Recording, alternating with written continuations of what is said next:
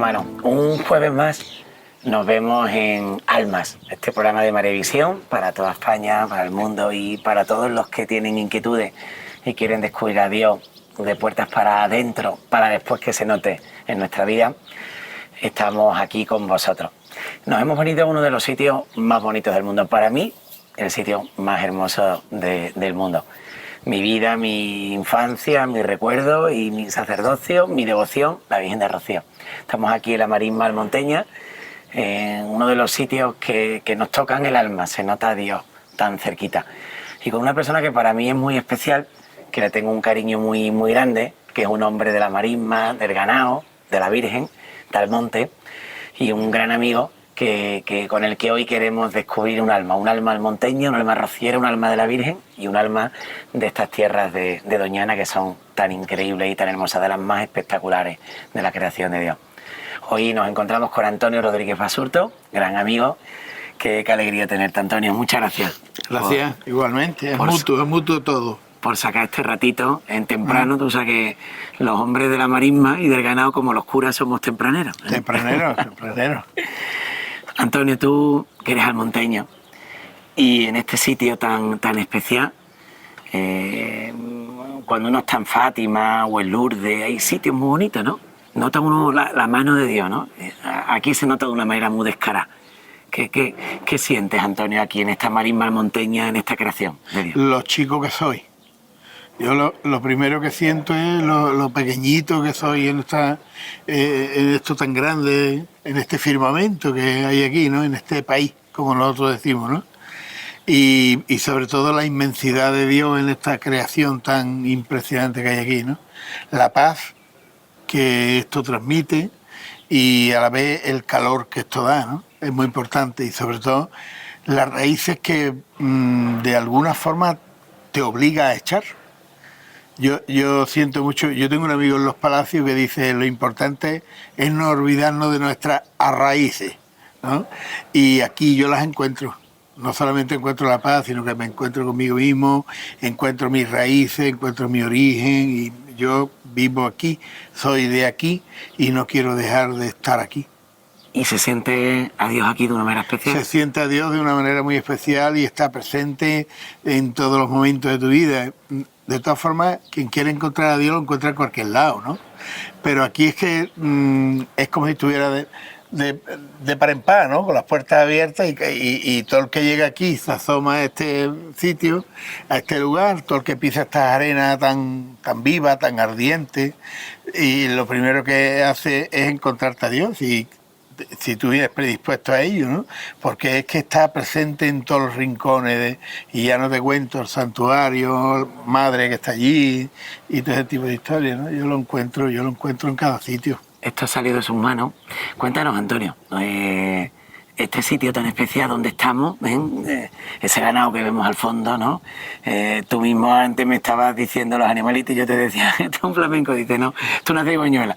Sí. Y cuéntanos un poquito qué criaturas de Dios y qué hay aquí tan bonito. Esta es la madre de la Marisma, como se conoce comúnmente, el final del arroyo de la Rocina y el comienzo de la Marisma, del agua y de todo el ecosistema de Doñana, ¿no?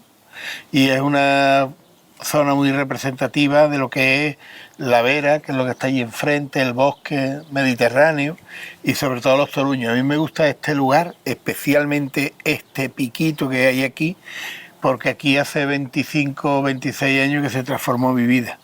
Que mi vida cambió, yo iba en un sentido y a partir de aquí mi vida empezó a ir en otro, por una serie de circunstancias que, bueno, si me pongo a contarla nos vamos a llevar 50 horas, ¿no? Pero aquí cambió mi vida y para ser otra persona, ser de otra clase, ¿no? Entonces yo me vengo muchas veces aquí solo y aquí rezo, aquí me concentro, aquí escribo, aquí hago muchas cosas, ¿no? Pero sobre todo aquí lo que doy es gracias a Dios por estar vivo, por seguir, por tener la familia que tengo, los hijos que tengo, los amigos que tengo y todo lo que me rodea, todo lo que Dios me da, porque todo lo que tengo me lo ha dado Dios. Aquí te pasó entonces como ese toruño, ¿no? Efectivamente, es que es mi predilección el toruño que está ahí enfrente, ¿no? Cuéntanos. El toruño es una elevación súbita en medio de la marisma, que nunca lo coge el agua, nunca se inunda, ¿no? Y tiene mucha vegetación y mucha vida. No es lo mismo que una veta, que es lo que está más para atrás, que es una veta que es igual que el toruño, pero sin la vegetación esa tan frondosa que tiene el toruño, ¿no? Y el toruño para nosotros es muy importante. Esto está lleno, hay varios toruños aquí, el que le da el nombre al restaurante y al hotel que hay ahí en la Cebuchal y demás. Y es muy importante porque tiene una biodiversidad que la gente no la conoce, ¿no? Pero que yo asemejo el toruño al corazón de Dios. Está ahí aislado, cuando la marisma se seca tú no lo ves, porque forma parte del paisaje uniforme que aquí hay y no lo ves, pero cuando la marisma se llena de agua, el toruño no se inunda, está ahí, ¿no? Y entonces cuando te das cuenta y dices, pero si ahí hay una isla, pues ahí está, ¿no? Y ahí está el corazón de Dios, ahí está, ahí está. Es necesario, somos tan torpes y tan poco inteligentes que necesitamos que la marisma se inunde para ver el toruño. No lo vemos cuando está seca. Y entonces, y es lo mismo que en la vida, ¿no? Estamos tan preocupados, tan metidos en unas sinergias y en unas historias que no nos damos cuenta que Dios está presente continuamente en nuestra vida, cada momento, cada segundo, cada instante lo encuentra. El que se acerca es como un toruño a su vera, ¿no? Ahí está, ahí está. Y entonces cuando tú llegas al toruño, estás con Dios, ¿no? Y yo siempre me vengo aquí porque sé que ahí está Dios. Qué imagen tan bonita, Antonio. Ahí está mi Dios. Tú que te has criado en esta marisma almonteña, en este pueblo de la Virgen, ¿qué te contaban los viejos? Esa palabra que últimamente no lo decimos, nadie quiere ser viejo. Nadie quiere ser viejo. Y en cambio aquí en el monte se valora mucho la vejez, los viejos, sus historias, lo que nos cuentan, los relatos, los recuerdos. Sí, los mayores. Los mayores, ¿no? Que aquí vuelves a ser ese niño que aprendía escuchando a sus mayores, ¿no? ¿Qué te contaban esos mayores de la Virgen, de la marisma, del ganado? Sí, yo he sido siempre una esponja. Cuando chico era lo más grande, era una esponja, ¿no? Este niño, ¿no? Mi madre, que en paz descanse, siempre, este niño, ¿no? Y yo, a mí siempre me ha gustado mucho el ganado desde que nací, yo creo que de antes de nacer, ¿no? Y entonces yo tuve la gran suerte de vivir en un barrio que es el barrio del Pocito, pero nazco y vivo hasta que tengo 27 años, que salí de mi casa de mis padres para casarme, y yo vivo en una esquina del barrio del Pocito que forma parte del Cristo por un lado, de la Vereilla por otro, de Barrio Nuevo por otro y del Pocito por otro. Entonces aquello es una confluencia de diferentes culturas, digamos, ¿no? Es una esquina privilegiada, la esquina esa del Pocito, la esquina de la Fragua, ¿no? Y entonces allí tuve yo la suerte que había una taberna enfrente de mi casa, que todavía existe, que es la taberna del Niño Perea, y allí en casa del Niño Perea confluían para tomarse el vino a mediodía y por la noche muchísimos ganaderos y yegüerizos, gente del mundo del caballo, confluían allí, ¿no? Y entonces yo estaba siempre allí con ellos. Pero es que las casas de ellos, los corrales donde se manejaban las yeguas y se hacía antiguamente todo lo que era la saca de las yeguas y la ceremonia, todo lo que lleva consigo la saca de las yeguas, se hacía antes en los corrales grandes que tenían las casas solariegas de los pueblos, ¿no? El del pueblo del Monte.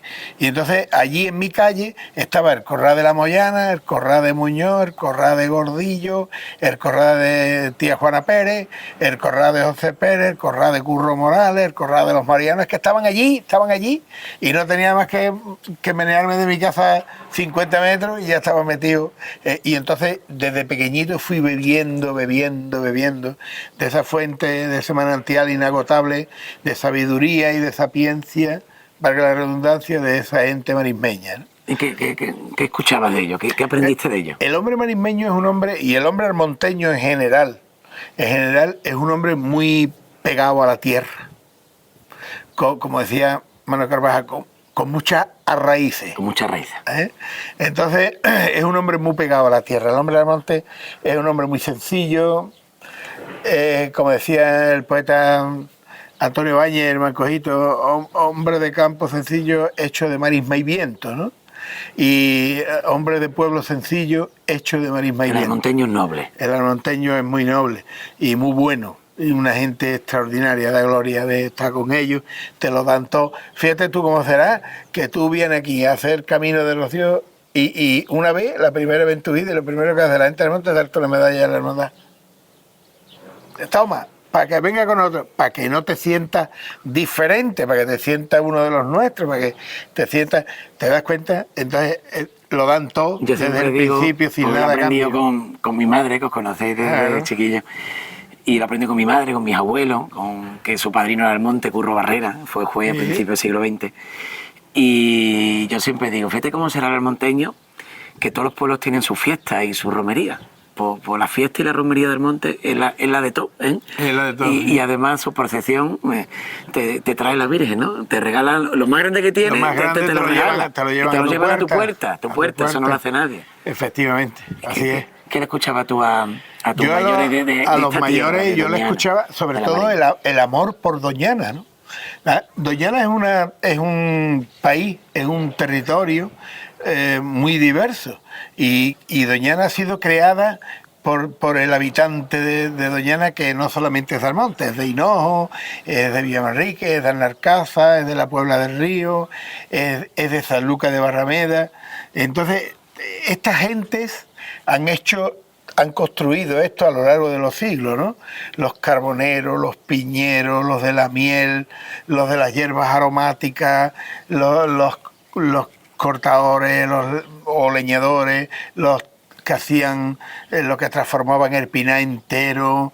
Entonces, toda esta gente, los agricultores que cogían partes de Doñana que no estaba de que era tierra calma y la roturaban, sembraban trigo en los años 40, en los años 50, en los años 60, lo que se llamaba la roza, ¿no? Porque había que rozar el campo primero para después poder sembrar y poder trabajar. Doñana ha sido la despensa, ¿no? Hombre, Doñana ha sido una gran despensa para todo su territorio, para todo su entorno, ¿no? Para todo lo que es el país de Doñana, ¿no?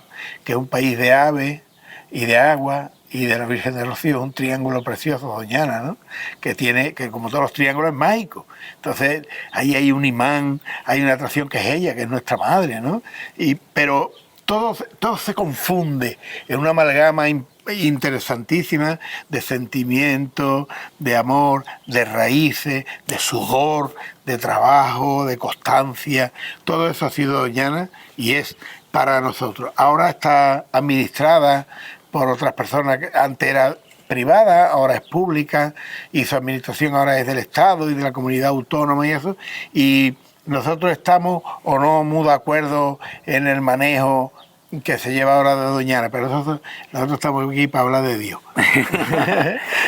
Aquí se ha trabajado mucho, ¿no, Antonio? Mucho. La gente sencilla, la gente de la Virgen, sí, los que venían aquí para encontrar en ella la fuerza para tirar para adelante. Aquí el pueblo sencillo y también los grandes, ¿no? Pero aquí el pueblo sencillo ha trabajado mucho. Mucho, más todavía. Ten en cuenta que hay una cosa muy importante, y es que un hombre que se dedicaba, por ejemplo, al carbón hace 50 años, y menos, ¿no? Pues hablaba con el guarda y le decía, dame un cuartel, que voy a poner un rancho de carbón. Y entonces el guarda le decía, de común acuerdo con sus superiores y demás, pues desde el pino y con un hacha le daba al pino, pla, lo rozaba, le quitaba, le hacía un cuadrado y le pintaba, ¿no? Cuartel 32, por ejemplo, ¿no? Un cuartel es un cuadrado, un rectángulo, un polígono. Y ahora se iba al otro pino, y al otro pino, y al otro pino, y 4 pinos, ¿no? Y decía, este es tu cuartel. Y entonces ese hombre cogía y hacía allí una choza muy grande. Y se llevaba para allá a la mujer y los chiquillos. Y las bestias, es decir, se llevaba su casa, se llevaba su corazón, se llevaba lo que era el lar su lar, se lo llevaba para allá, que es muy fuerte, ¿no? Eso es muy fuerte.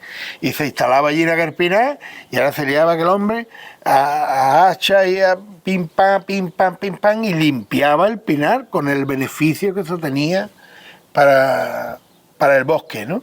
Limpiaba el pinar, quitaba todas las chascas, luego llegaba y hacía sus montones de boliches de leña, ¿no? Y quemaba todo aquello. Cuando terminaba de hacer ese trabajo, había pasado a lo mejor 2 años.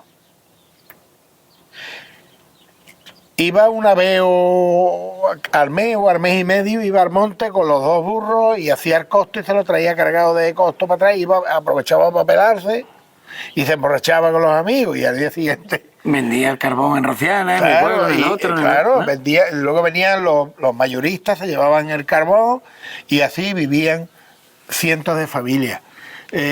No solamente ese del carbón, sino el que se dedicaba al almoradú, a la albahaca, a todas las hierbas aromáticas que existen en el pinar, el romero, todo eso, la mejorana, todo eso lo cogían, hacían lo segaban, lo colgaban en verde para que se secara y después venían las empresas, venía el boticario, ¿no? Ellos le llamaban antiguamente el boticario al empresario de las esencias, ¿no? El eucalipto es mucho más joven, mucho más del principio del siglo XX, ¿no? Pero también la esencia de eucalipto con las calderas, y era una industria floreciente de la que vivía mucha gente. Y el tío de la miel, igual, que tenía sus colmenas y que las colmenas no podían. Entonces no había Land Rover, ni había coche. Y el tío tenía que venir montado en un caballo, en un mulo, en un burro, y darle una vuelta a las colmenas por todo el coto de Doña Ana, que así se llamaba antiguamente el Parque Nacional de Doña Ana. Pues eso le costaba al tío a lo mejor 10 días. ¿Y dónde se quedaba? Pues se quedaba en las chozas de los guardas. Hoy en casa de Isidro, mañana en casa de Pepe Clarita, pasado en casa de Antonio Chico, al otro en casa de no sé qué, que el Planeta de Villamanrique, qué grande el Planeta, qué cariño. Y así, ¿no? Y se iba quedando, llevaba un costo en la bestia para alimentarse y lo que hacía que eran tan hospitalarios y tan buenos la gente que vivía en Doñana que no permitían que tú sacaras del costal un cacho de tocino, ya lo tenían ellos. Y hoy se comía un guiso de carne de venado y mañana un guiso de pato y pasaba un guiso de conejo. ¿Y tú qué hacías? Pues el arroz y eso que tú llevabas, pues lo dejabas allí, se lo dejaba a ellos, porque ¿qué iba a hacer con eso para atrás, no? Y así eso iba estableciendo una cadena importantísima de relación de corazón a corazón, ¿no? Entrelazándose unos vínculos personales, espirituales, preciosos y fantásticos, ¿no? De forma que el hombre de Almonte y de otros pueblos también, pero nos centramos en Almonte, ¿no? El hombre de Almonte, la marisma y los habitantes de Doñana siempre han tenido una relación familiar, era familiar. Cuando venían para la feria o venían para alguna cosa al monte, pues los hombres de Doñana aprovechaban y visitaban a sus amigos de Almonte. Venían normalmente al ayuntamiento a hacer trámites, los guardas, a renovar el juramento de la guardería y tal, y después aprovechaban y se quedaban un día o dos en Almonte nada más visitando comadres, ¿no? Visitando gente, ¿no? Eso era precioso. Yo me acuerdo que a mi casa de mi abuelo venían siempre los guardas antiguos, y aquello era lo más grande. Había un señor de Hinojo que se llamaba Manuel García, que fue uno de los fundadores de la Hermandad de Rocío de Hinojo y que era íntimo amigo de mi abuelo. Ese hombre era sortero, vivía con unas sobrinas y demás. Y Manuel García, que yo lo conocía, el hombre, ya muy ancianito, venía todas las madrugadas del domingo al lunes de Rocío, venía a mi casa de mi madre, que mi madre tenía una casa frente de lo que hoy es la Hermandad de Hueva, pues ahí tenía una casa mi abuelo Basurto, y ahí venía ese hombre con su sobrina y pasaba la noche sentado en un sillón hasta que salía la Virgen, que él venía expresamente una vez al año a ver a mi familia, y era ese día, la noche de Pentecostés, fíjate Qué valores tan bonitos. Qué ¿no? bonito, qué importante. Que para mí eso es... El mundo de hoy... me da un bocado grande. El mundo de hoy ha perdido esos valores, ¿no? Sí, sí, totalmente. Hoy no existe eso, y vas tú por la calle y no te dice la gente ni idea. Pero en el Rocío, en cambio, por eso Rocío un cachito de cielo, se da los buenos días, se da las buenas tardes, se Sí, saluda sí, todavía. es diferente. Que todavía es como que la Virgen ha puesto un parachoque, ¿no? Es diferente, es diferente. Y Antonio, este ganado que hay aquí, estas yeguas, estos Sí. caballos, este ganado marismeño, Sí. otro regalo de Dios, ¿no? Aquí. Esto es, además, de verdad, lo que no vemos son las vacas marismeñas, que en Doñana hay dos razas que además tienen la peculiaridad de estar en peligro de extinción, que es el ganado, la raza equina y la raza bovina. Y luego hay otra raza más que también está en peligro de extinción, que nadie lo sabe, que es la oveja churra lebrijana, que nada más que la hay en Doñana y en Lebrija. No la hay en ningún lugar del mundo. Son de nuestros vecinos de Hinojo. Las borregas que hay en la marisma son de los hinojeros. Los almonteños no trabajamos la borrega. Y este ganado se llama marismeño porque nace aquí, ¿no? Este ganado es autóctono. Es la peculiaridad grande que tiene. Este ganado vive en Doñana y sin Doñana no pervive. Es un ganado duro, ¿no, Antonio? Tela, adaptado al medio ambiente, ¿no? Y a la dureza que esto tiene. Esto Es tan muy bonito duro. es muy duro, ¿no? Esto es muy duro. Como como la vida, ¿no? Como la vida o más. O más. O como la cruz, ¿no? O como la cruz. Y una cosa, Antonio, tú que has sido directivo de los yeguerizos, que vivió para el ganado y que sigues viviendo, yo que lo he visto en mi padre, en mis hermanos, en mis abuelos, que siempre tus animales comen antes que tú. Sí. Es el hombre de campo como tú y como toda esta gente que cuida de estas criaturas de Dios, es el mejor ecologista. Sin lugar a dudas. No hay Eso no nada- lo sabe el mundo. Sí, pues tiene que saberlo. El hombre de campo es el que más ama la naturaleza, porque como te explicaba yo antes de que empezáramos de esta reunión, nosotros aquí en la marisma siempre dejamos que la naturaleza haga su trabajo. Fíjate, yo me he llevado 42 años trabajando en la administración, de la administración del Estado, y estaba deseando jubilarme para volver a la tierra. Es que yo soy de la tierra. Para despojarte. Para quitarme de encima el uniforme que te da la administración, que tú eres un funcionario, que estás ahí, y entonces esa cuadratura estaba deseando quitármela para volver otra vez a la tierra, para enterrarme en la tierra, que es mi sitio, que es mi hábitat, que es donde yo... Bueno, dice el libro de Génesis que es de donde salimos y donde volveremos. Claro, efectivamente. Entonces, yo estaba deseando de dejar ya los expedientes administrativos y las expropiaciones y el no sé qué y no sé cuánto, deseando de olvidarlo, que me gustaba además mucho mi trabajo, ¿no? Pero deseando ya de pasar la página para volver otra vez a mi lugar, a mi génesis, ¿no?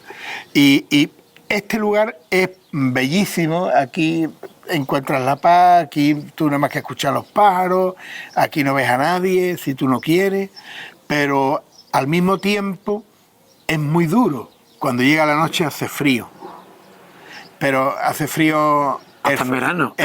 Hasta en verano, ¿no? Hasta en verano. Y el frío al que yo me refiero es el frío de la soledad, el frío de tú mismo en medio de la naturaleza, y entonces te das cuenta los chicos que eres, que no eres una milésima de micra en este pequeño firmamento que existe, que Dios está contigo continuamente, que tú estás aquí porque Dios quiere que estés, y que esto existe porque Dios ha querido que existiera, ¿no?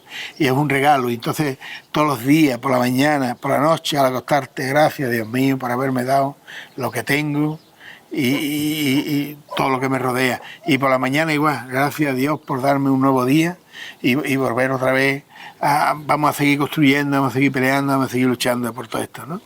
Nos rodea un montón de cosas que nos están agrediendo continuamente.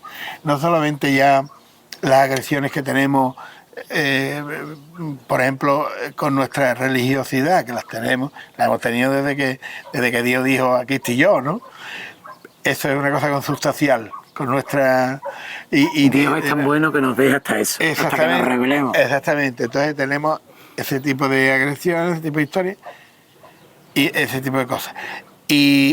Pero también nos agrede mucho el mundo que nos rodea, esa prisa que la gente tiene, ese afán que la gente tiene por tener dinero, fama, poder, gloria, un montón de cosas que no sirven para nada. Y la marisma nos quita todo eso. Y la marisma, cuando tú llegas aquí y tú te encuentras este montón de agua y tú dices, tengo que llegar allí a ver las yeguas que están allí. Dios mío, ¿y ahora por dónde voy?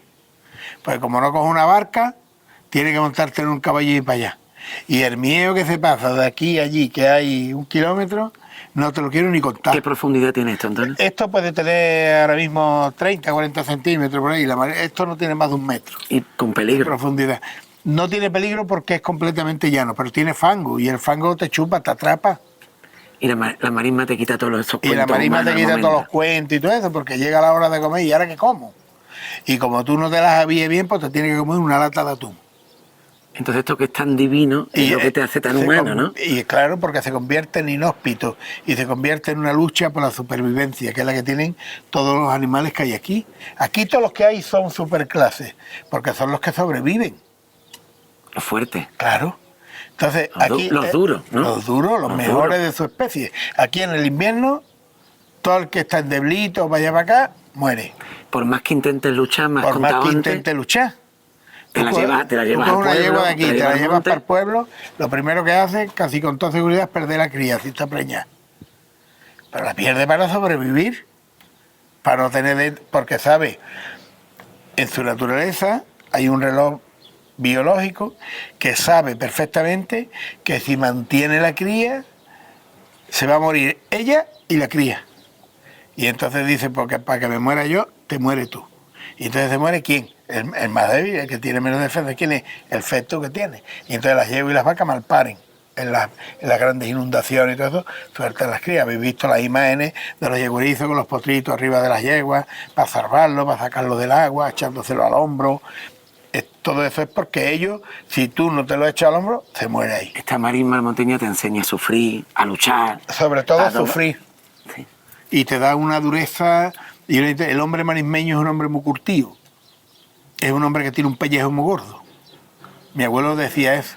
¿Qué pellejo más gordo tenemos? Porque hay que ver lo que tenemos que pasar algunas veces. Aquí no se puede ser endeble. Aquí no se puede ser endeble ni se puede mirar para atrás. Es como en la vida. En la vida no se puede mirar para atrás. A la mujer de los... ¿Te acuerdas? Sí. De Génesis? No pudo, Dios le prohibió mirar para atrás. Y cuando miró, la convirtió en una estatua de sal, ¿no? Aquí Dios te enseña muchas cosas, ¿no? Aquí Dios te enseña muchas cosas. Todo. Te lo enseña todo. La marisma te lo da y la marisma te lo quita, dice el viejo refrán. Me quedo con esa frase, ¿no? Que ya terminamos. Me quedo con esa frase tuya. Pero Dios como un toruño, siempre Dios es un toruño. Dios es el toruño ese que está ahí en medio. Que no se ve cuando la marisma está seca, nada más que cuando estamos y el que Pero yo que sé que está ahí, lo veo todos los días y del año. el que se arrima a su vera, otro toruño con él. Se salva. El que llega al toruño y se agarra ahí, se salva porque se libra del agua y se libra de la inundación, se libra del peligro, ¿no? Gracias, Antonio, por este ratito. Estar contigo para mí siempre es un regalazo del Señor de la Virgen. Y no sabes lo que aprendo contigo. Y yo quería que hoy descubrieran el alma de este marismeño, de este monteño y de este hombre de la Virgen. Muchas gracias. A mí me gustan mucho esos 3 adjetivos y además los hago míos. Yo creo que voy a hacer un copyright para tenerlo en propiedad para siempre. A mí me gusta eso de hombre de la Virgen. Que el Señor y la Virgen te bendiga. Igualmente a vosotros también. Muchas gracias. También la bendición, el Señor esté con vosotros. Y la bendición de Dios Todopoderoso, Padre, Hijo y Espíritu Santo, descienda sobre vosotros y sobre toda esta marisma, el monteña, y sobre todos los hombres de la marisma y de la Virgen, esté siempre con vosotros. Hasta pronto, hermano.